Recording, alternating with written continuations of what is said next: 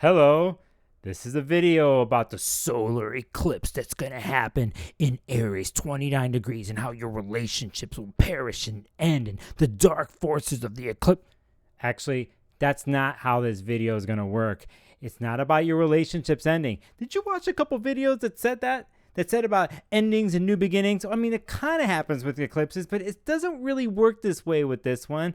And you know, this whole thing you might have read about you're inserting your independence and your warrior-like mentality into the world. It doesn't necessarily work at that pace either. Today's video, I'll talk about the eclipse and something that happens the day after that's connected and very important astrologically. Who the hell am I? If you don't know me, my name is Nicolas Polymenakos, aka Sparkles of Gold. Welcome to my channel. Welcome to me and my weirdness. Welcome to the future.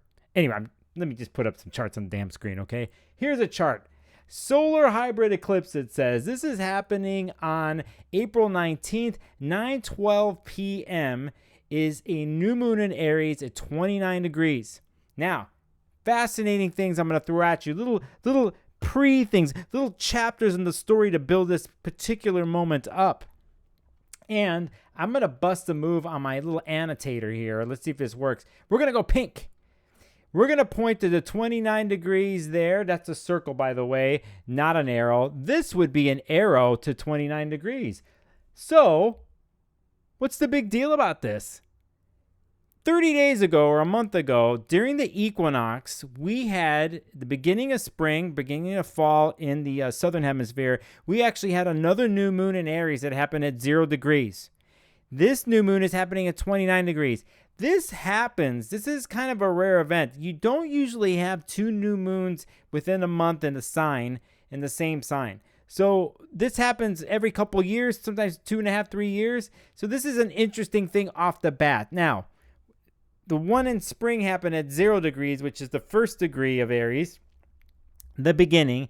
And this is happening at 29 degrees over here, as we see in the chart. Okay? So, and not only that, it's happening at 29 degrees, 50 minutes. It's within like 10 to 14 minutes here that the moon is actually going to go into Taurus. So this is at the final little place of 29 degrees, and there is a new moon. It's also an eclipse, which has to do with sometimes energy coming in, energy getting pulled out. Okay, and I will talk about some of the other planets involved in all this, but we're building up here. I'm making this video on the weekend here before this, on the 16th, I'm making this video. So right now, currently, let me just show you actually, currently where I'm at. This is on a Sunday. I'm making this. The moon's in Pisces right now. It's balsamic, as they say. Balsamic moon phase. It means it's at the end of the lunar cycle before we get to new moon. It's kind of the death, metaphorical death, retirement. Nothing happens. Chill, go inward to gestate, to get ready for the new moon. Here we see the new moon at 17 degrees Pisces. It's about to hit a conjunction here on April 17th, 11:56 a.m., I think, on the 17th, which is a Monday. When you're watching this video, the moon will conjunct and be together with Neptune.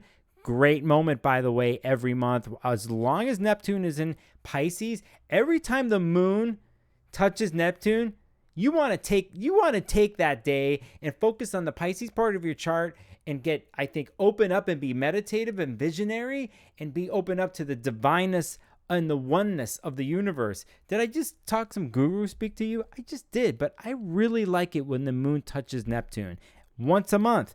Now, at 6:09 p.m., we get into the 17th. Then the moon kicks into Aries, but this is still in a balsamic phase when the moon hits Aries. It's still in a place where it's in a letting go and getting ready for the new cycle. It just happens to overlap from Pisces into Aries. And what's fascinating about this is that, you know, it's not only going to do that, but it's going to touch upon Chiron and Jupiter and Aries before the eclipse happens on the Wednesday. Before we get to the new moon part at 29 degrees, the moon in Aries is going to be sitting next to the fire pit and contemplating its battles that it's been through.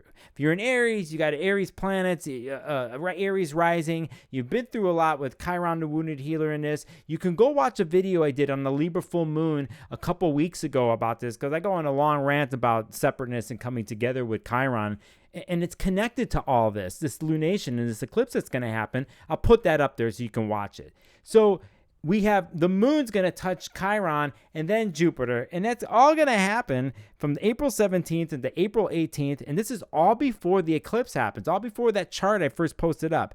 When we get to the April 19th, the day and the night of the eclipse, on the Pacific coast at least, the moon's going to touch Jupiter in Aries, and it's going to be around that fire, envisioning not only the wounds and tending to one's wounds, but envisioning something else that Aries wants to put into the world, but it just can't do it. Aries energy, the beginning of the equinox, you have this 0 degrees equinox new moon wanting to push forward, right? So you have this energy, but it still hasn't gone forward yet. And then we're at this place where there's kind of like a retraction of Aries energy around the fire, staring into the sacred fire, staring into contemplation and thinking about the wounds, thinking about what's even happened in the last 30 days and how it wants to put its will, itself, initiate its will into the world. But we have a regenerative moment here in the balsamic part of this Aries moon.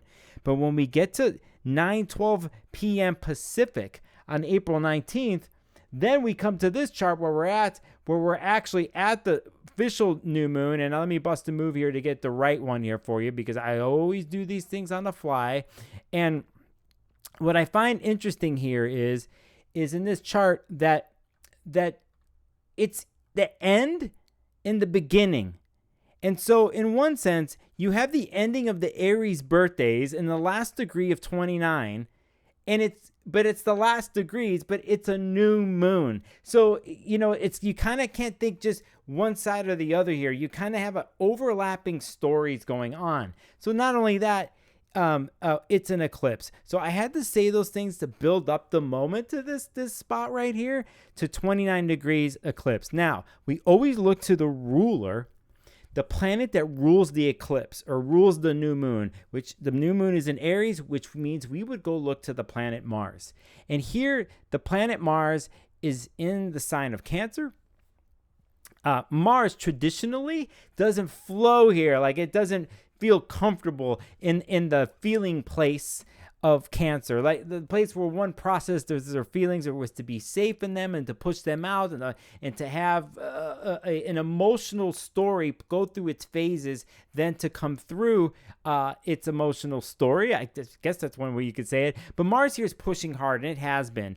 It's the ruler of this. Now, this isn't that bad in my mind. I think there's a couple other things I'll show you that are heavy hitters. But if we look to where Mars is, we're like, okay, another cardinal sign, it's flowing here. It's not that bad. It's not really making any other harsh aspects to any other planets in the chart that day. It's not really doing anything. I could find something there, but for the most part, okay. But you know what? When we deal with eclipses, we deal with us in the sense, Aries here that's 29 degrees, we're always going to look to the opposite sign. And the opposite sign of Aries is Libra, which is ruled by Venus. So I'm going to go take a look at Venus in this chart. I'm like, okay, how's Venus playing in? Because listen, Mars doesn't roll on its own. Venus doesn't roll on its own.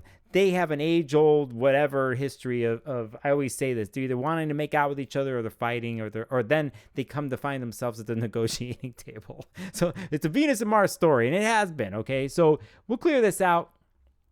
I'll point it to 10 degrees Venus here. Now, Venus isn't pretty much aspected here, and it's kind of sitting by itself. And why do I care about this? Why do I care about plain old Venus and Gemini? The reason is because not only do we have the new moon and an eclipse that day, we're looking to Mercury here, and you're going to see it here at 15 degrees Taurus, and it's really close to 17 degree Uranus. Now, Mercury rules the Venus in Gemini, and conversations in a practical way has been the story since Mercury's been in Taurus. And it's touching Uranus here, and I will do it this way. I'll circle good old Uranus right there, and they're touching each other. The conversations that are involved in relating, in Aries point of view of like wanting to assert its will into the world and its independence, this actually whole lunation has to do with independence, but it doesn't mean that it's like breaking free independence off the bat.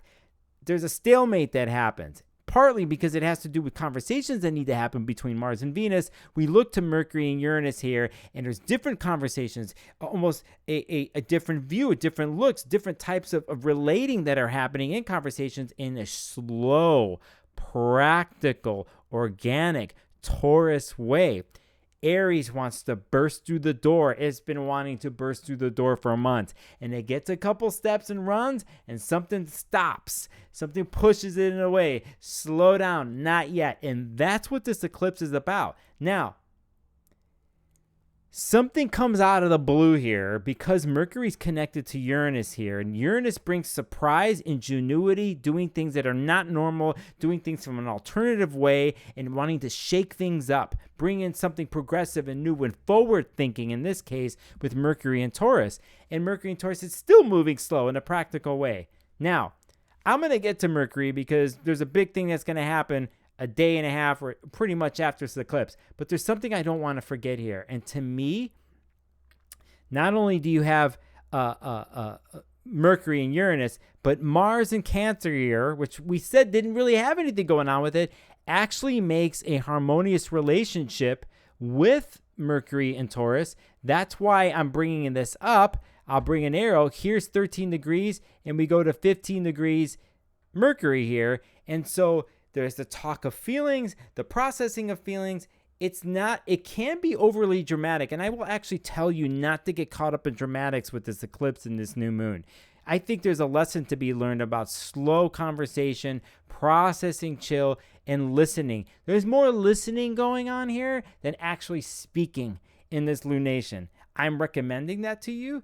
I'm suggesting listening skills. You know, the sign of Cancer has a way of listening and getting past the words, but listening to hearing the feelings in a different intuitive way, an energetic way. Feelings aren't up here.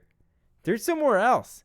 So here, the combination of Mercury and Taurus, an earth sign, connecting in a good way with Mars and Cancer, a water sign, that Mars and Cancer ruling the Aries new moon and the eclipse, there is a different type of conversation. And I'm going to say it's more about listening to feelings. Be chill, understand, reflect, mirror, acknowledge, confirm.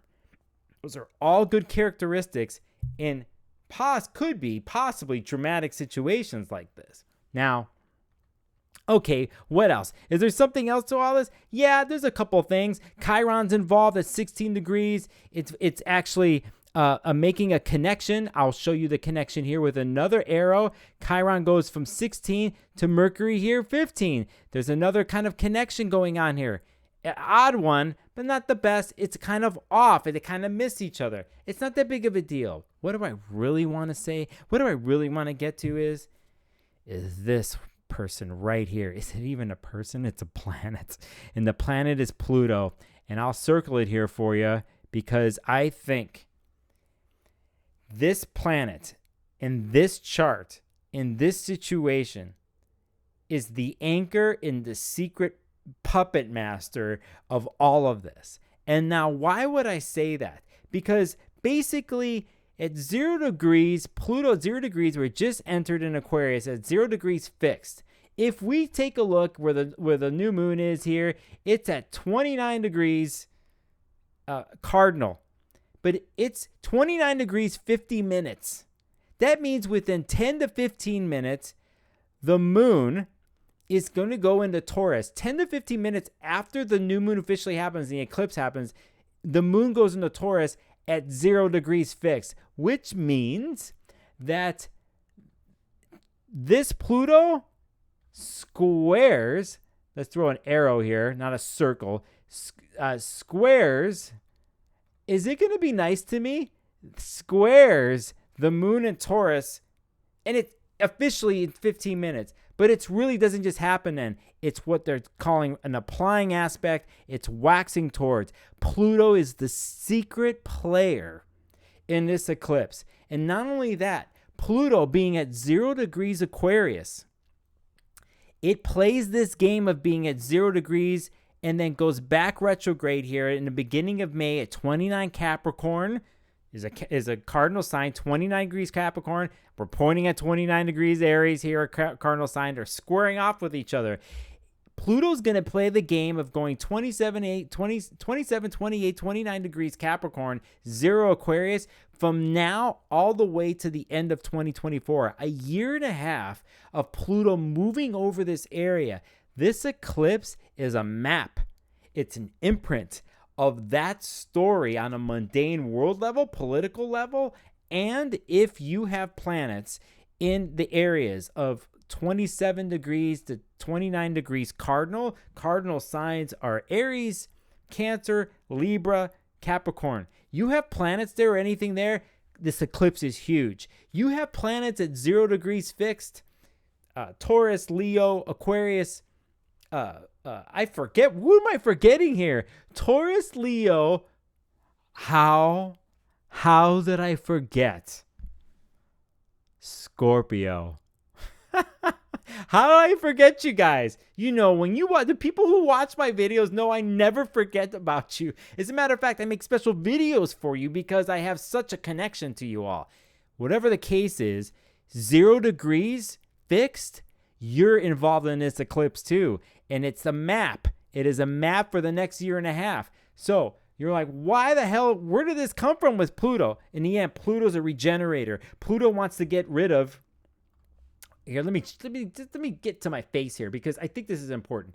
Pluto always, in the end, has to do with a regenerative story, a death and rebirth story, but it does it in sometimes the most brutally truthful, honest ways out of all the planets. More than Saturn, but they're two different things. Saturn does it in a different type of way. Pluto does it in a longer term, more subconscious way of unearthing what is not working anymore and whatever it's touching. And so Pluto here is imprinting this. There is a thing here about Aries independence and the Aries Libra story of relationships, but it's not like break free, it's the end of your relationships. There's always end of relationships going on. I think here Aries wants to push forward in its agenda. There's nothing wrong with that. And it can do that within relationships. Just relationships shift and change. But sneakily behind the back, sneakily there is Pluto pulling the levers on the fixed signs here that have gone through so much. And it wants to push something out. For 20 years now, Pluto will be in the sign of Aquarius for 20 years. Dealing and unearthing the poisons and the things that do not work, in a sense, in the deepest places of what Aquarius is. Aquarius, a stubborn, fixed, ingenious air sign that can get dogmatic. That's where Pluto's going to push out.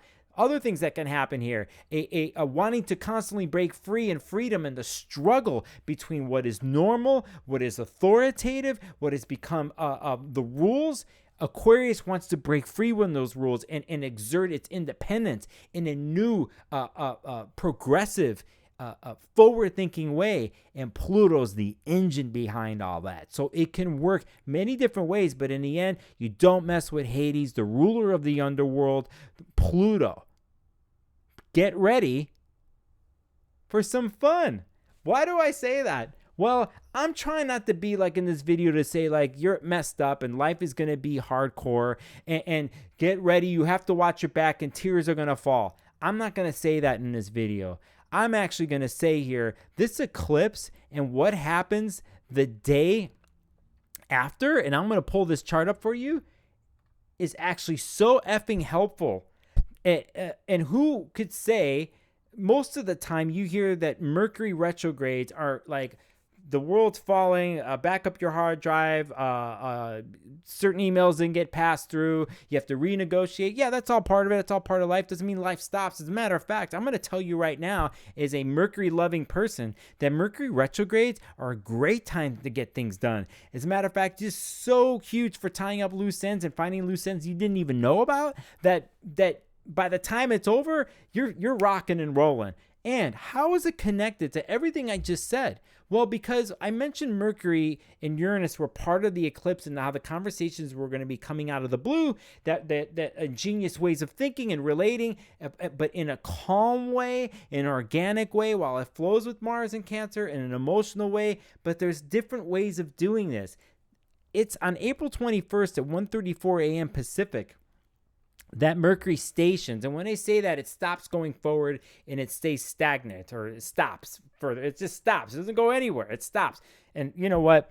If you know Hermes, you know the story of Mercury. It's always moving. It's always going from point A to point B, or zipping around, butterflying around. Whenever it stops, is like, that's a rare deal. Now, this happens, you know, several times, a whole bunch of times a year with Mercury. But I just want to point that out, this happens pretty much a day after the eclipse happens, which is all in one time zone, I'm going to say. Now, I'm going to point to here, and it happens at 15 degrees Taurus. So it pretty much is connected to the eclipse. Why the hell does this matter? It's because Mercury is going to go transverse back for 3 weeks over all these degrees. It's going to go over the degree it did the day before with the eclipse and the conversations that were happening there. It's going to touch upon a place it did on April 7th when Mercury was vibing exactly with that Mars in Cancer. Those emotional conversations were happening. And it's going to happen exactly on the 23rd here. So this is the 21st. The 23rd, we have the second Mercury-Mars sextile that happens. So basically, this whole week is a Mercury-fueled thing too, just with Pluto pulling the strings subconsciously. Now, Pluto's the number one thing you should know about this eclipse in this week. It's sneaky. Not a lot of people are going to talk about this, but it's there. The second thing I want you to get here in this is the degree that Mercury here, it is stationing retrograde, and it's at 15 degrees. Why do I care about this? What's the big deal about this? Well, remember, eclipses happen in pairs. So 2 weeks from when you're watching this video around the eclipse happening this week, when you're watching it, 2 weeks later is going to be a full moon eclipse in Scorpio. Okay? And I'll make a video on that one particular one. But where does it happen? At what degree? It happens at 14 degrees and change, pretty much, where this Mercury here is stationing retrograde to go backwards. Now, if you can see why I'm making a big deal about Mercury here, is because it's the player. It's, as always, the player that's always moving the messages back and forth. And it's the player here that you can actually touch and is tangible, especially in Taurus. Now, what happens during the retrograde is, and what I suggest here is, I'm going to go back to the same thing with eclipse. Whatever came up in the eclipse this whole week, the conversations, and then during the station, you're going to go back over and talk about again. But what you want to do is you want to formulate things slowly. You want to get to a place where you don't want to be rushing conversations. That's my suggestion to you. You want to take advantage of Mercury in Taurus, which already moves at a glacial pace, right? But now that it's going backwards, it's a different story. It's even slower, but it wants to contemplate. It wants to review. It wants to relook at things, and that's what retrogrades are. Review, relook, take something apart, put it back together again. And I think here is the gift of the eclipse and the Mercury retrograde, is eventually when one takes the time and formulates slowly their ideas, thoughts, and opinions, and what is of value to oneself in relationships, and they formulate that, they can state their sense of value through words, that construct the paragraphs. You don't need 20 paragraphs. You'll need 1 or 2 paragraphs when you take your time writing them, constructing them over a retrograde period. And not only that, the listening part here goes even slower. And if you have a problem or a challenge with listening in general, you have a Mercury in Taurus or Mercury in Scorpio and stuff. I'm not saying you have a problem listening. I'm just saying you have a different pace of going about it.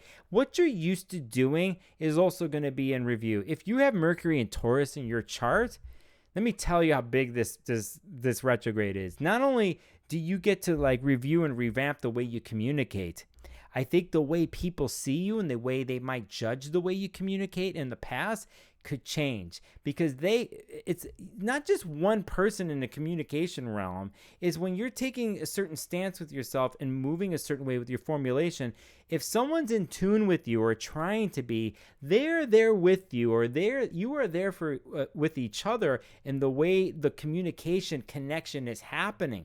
So people get to learn on both ends about how to listen here, about how to play into one's feelings, Mars and Cancer, that's connected to this, and in the end, then come into like a practical handshake of words. Like, hey, this is what I need with words, or even one saying to themselves, this is what I need on a practical level. This is what I value. The reason why I'm saying value is because Venus rules Taurus. Venus is in Gemini. There's different ways of looking at this, different viewpoints, different camera angles, different trains of thought. It's just not happened rapidly. It's just contemplated over and then put together and formulated into one's value systems coming out verbally in a communicative manner. Yes, that's a lot there. So listen, I just wanted to say how important that is. I could talk about some interesting stuff, and I actually will throw a curveball at you here, because I want to say something else. On May 12th, there is a planet, which is Jupiter in Aries, is going to actually hit the point where the eclipse happens at 29 degrees. And if you want to learn something about eclipses, and you're an astrology student out there, when we have eclipses or lunations that happen, so for instance, this one happens at 29 degrees Aries. Sometimes we want to look, not sometimes, we always want to look.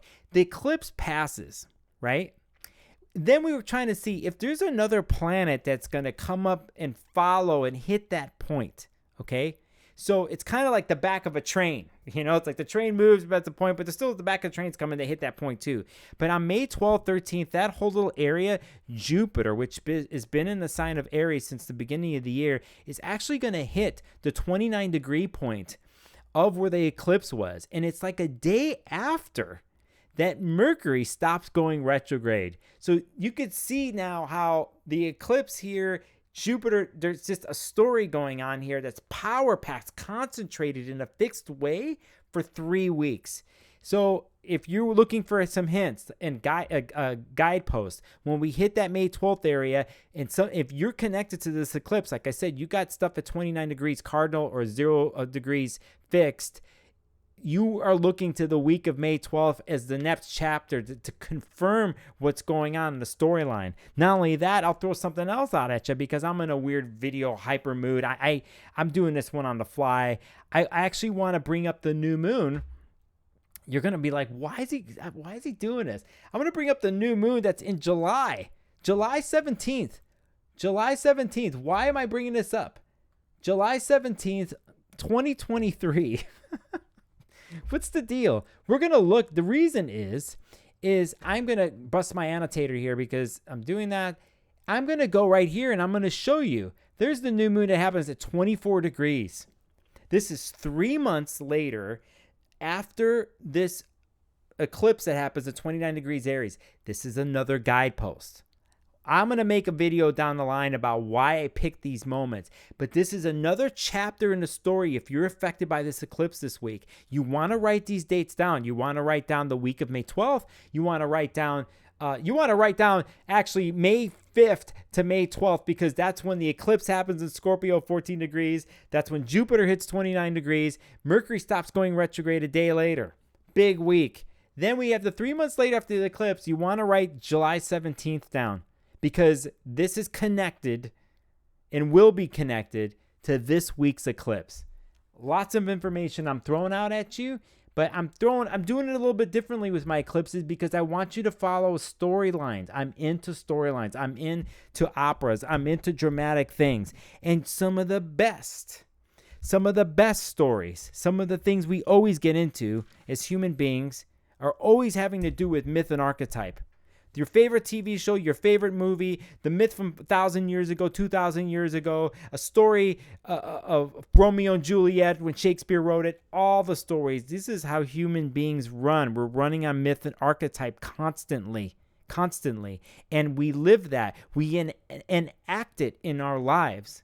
So, yes, Relationships are part of this. I started this video going, your relationship's scary, and because you're going to hear other people talk about it in that way. But it isn't scary. This is a profound moment, actually. It's a profound moment for you to take in some lessons of how you state what you need, but you get to do it at a slow pace, and you'd be surprised that people do listen, and that when you're listening, what you pick up from someone's slower, contemplative place, connected to their feelings, and how you can listen and pick up something like that. And in the end, you might not get exactly what you want, but what's most important is that you stated clearly how you feel, what you need, and what you want, and where you want to go.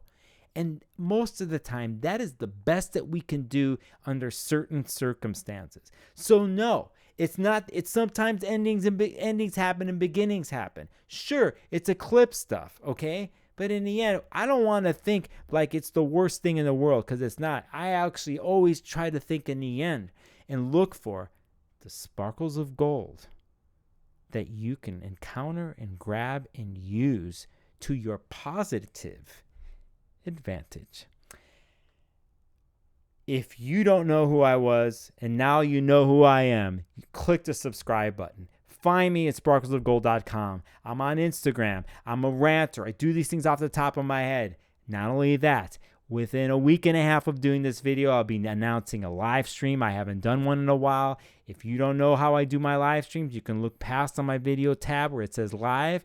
I take live phone calls and do chart readings live on the air. This next one I'm going to do is it's a celebratory moment because recently I just became YouTube partner. I feel like partying up on a live stream. I'm going to do it most likely next week in between these eclipses. So I'll talk about that, some of my favorite astrology books, certain things I see in the news and astrology and everything else. You can come on a chat and you can ask me whatever and I will answer it. You can even call. You get through, I'll talk about the chart with you. All right? My name is Nicolas Polimanakos, aka Sparkles of Gold, and I'll see you on the next video.